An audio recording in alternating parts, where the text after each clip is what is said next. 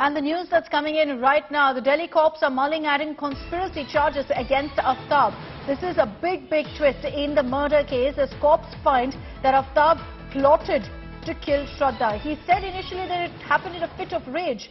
But all of that is now being dismissed considering the 2020 letter that's come to the fore where Shraddha has described exactly what happened to her 2 years later, saying that he threatened to murder me and chop me into pieces. The Delhi cops thereby have dismissed the alibi that Aftab had put up, particularly in court, where he said whatever happened, happened in the heat of the moment.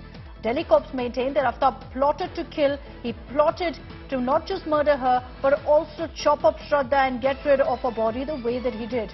Akshay Dongre is joining us with more details on this. Akshay, more trouble clearly for Aftab. It's clear now why he tried to project this as something he did in a fit of rage. But that letter from 2020 has set the record straight on exactly what happened. And it's now being considered that he had planned this all along of how he would dispose of Shraddha's body as well.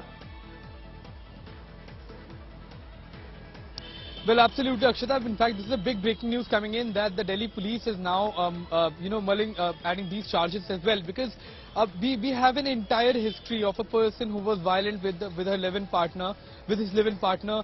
We have seen that how there have been chats of Shraddha talking to her colleagues that she has been beaten up so badly that she is barely able to type and she is unable to get from her bed.